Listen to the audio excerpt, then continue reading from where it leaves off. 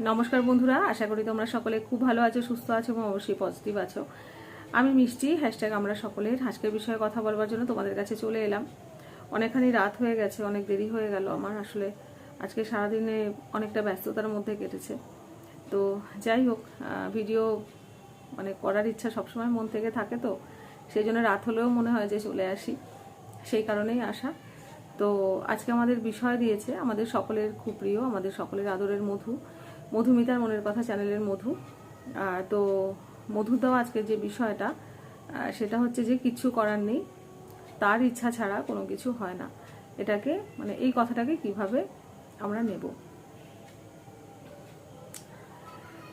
তো এটা খুব সত্যি কথা। আমরা তো সবসময় বলি যে তার নির্দেশ ছাড়া কোনো কিছু হয় না। একটা গাছের পাতাও তার ইচ্ছা ছাড়া নড়তে পারে না, এই কথাটা আমরা বলি যে তার ইচ্ছাতেই সব কিছু হয়। তো এটা আমি ভীষণভাবে মনে প্রাণে এটা মানি যে তার ইচ্ছাতেই সব কিছু হয়। আমরা অনেক কিছু এমন জিনিস আছে যেটা করতে চাই, কিন্তু তিনি যদি সেটা আমাদের জন্য ভালো না বোঝেন, সেটা আমরা করতে পারি না। আবার অনেক জিনিস আছে যেটা আমরা করতে চাই না, কিন্তু তিনি সেটা হয়তো আমাদের জন্য ভালো ভাবেন বা ভালো বোঝেন, সেই জন্য সেটা যে কোনোভাবেই হোক আমাদেরকে দিয়ে তিনি করিয়ে নেন। তো এটাই আর কি। তো সেই জন্য আমি বিশ্বাস করি এটা। তবে এটাও বিশ্বাস করি যে শুধুমাত্র তার উপরে সবকিছু ছেড়ে দিয়ে বসে থাকলেও তো চলবে না, যে আমরা নিজেরা কোনো চেষ্টাই করলাম না, আমরা নিজেদেরকে উন্নত করার চেষ্টা করলাম না, আমরা নিজেদের চিন্তা ভাবনা, ভাবধারা, লাইফস্টাইল, লাইফের প্যাটার্ন, এই সমস্তগুলো বদলানোর চেষ্টা করলাম না, কোনো চেঞ্জেস নিজেদের মধ্যে আনার চেষ্টা করলাম না, কোনো রেকটিফিকেশন নেই। সেরকমভাবেই আমরা বসে আছি একটা সেই কুপমণ্ডুক হয়ে, বসে আছি হয়তো। তারপরে হয়তো আমরা হায় হায় করছি যে কিছু হলো না, বা আমার এটা হচ্ছে না, বা আমার ভাগ্য খারাপ, এরকম নানা রকমের দোষারোপ আমরা তখন করতে থাকি। কিন্তু আসলে কি সেটাই? আমাদেরকে চেষ্টাটা তো করতে হবে। আমরা হয়তো কোনো কিছু করব, মনে মনে অনেক কিছু ভাবি, অনেক কিছু প্ল্যান করি, বাট সেই চেষ্টাটা আমরা সেইভাবে করি না যে চেষ্টাটা করলে সেই জায়গাটা আমরা অ্যাচিভ করতে পারবো বা সেই জায়গায় আমরা পৌঁছাতে পারবো।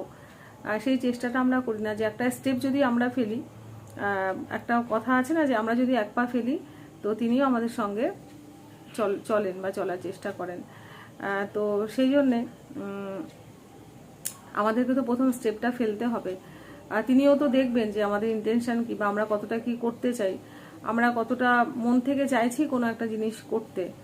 শুধুমাত্র ঠাকুরের কাছে গিয়ে দুবেলা তিনবেলা করে তাকে একটু জল মিষ্টি দিয়ে তার কাছে নানান রকমের আবদার, অভিযোগ অনুযোগ যদি আমরা জানাই, এবং তার পরবর্তী সময় যদি সেরকমভাবে কোনো কিছু ফল আমরা না পাই, তাহলে তাকে দোষারোপ করা, এটা মনে হয় ঠিক না, বা এটা কোনো ওয়াইজ কোনো কাজ বা এরকম কোনো কিছু নয় বলে আমার মনে হয়। যে নিজেদের চেষ্টাটা থাকতে হবে এবং তার কাছে সবটা সমর্পণও করতে হবে।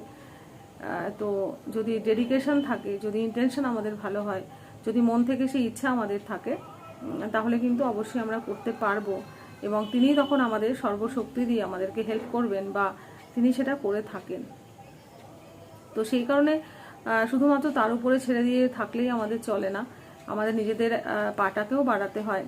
কারণ তিনি আমাদেরকে রাস্তা দেখাতে পারেন, বা তিনি হয়তো আমাদেরকে নির্দেশ দিতে পারেন, বা তিনি হয়তো আমাদের লাইফে এমন এমন সিচুয়েশন তৈরি করতে পারেন বা করেন যেটাতে আমাদের লাইফে কিছু চেঞ্জেস আসে, বা আমরা কমসে কম চেঞ্জ করার একটা জায়গাতে পৌঁছাই, বা আমাদের ভাবনা চিন্তাগুলোর ভেতরে একটা মডিফিকেশন হোক বা রেকটিফিকেশন হোক সেটা আসে।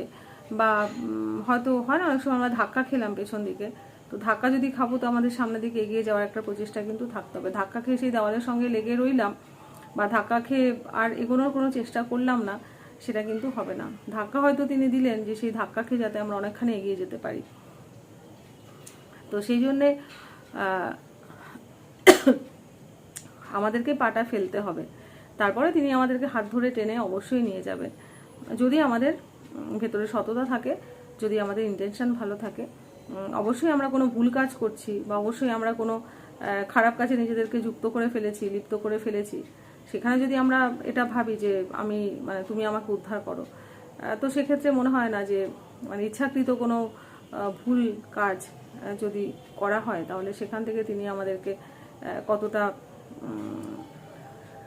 তুলে নিয়ে আসবেন, বা সেটা তিনি কেনই বা করবেন? যেটা আমার নিজের কাজ, যেটা আমাদের দ্বারা হয়েছে কোনো কাজ, সেই কাজের দায় তিনি কেন নেবেন? তিনি তো সেই কাজটাকে আমাদের করতে বলেছেন, বা হয়তো হতে পারে যে সেরকম কোনো কাজ যখন হচ্ছে তখনও হয়তো তিনি নির্দেশ পাঠিয়েছেন যে এই কাজটা তোমার জন্য নয়, বা এই কাজটা তুমি করো না। তো সেটা অনেক সময় আমরা শুনি না, আমরা নিজেদের ইগো, নিজেদের মানে পাওয়ার দেখানোর জন্যে এই অনেক কিছুই আমরা করে থাকি।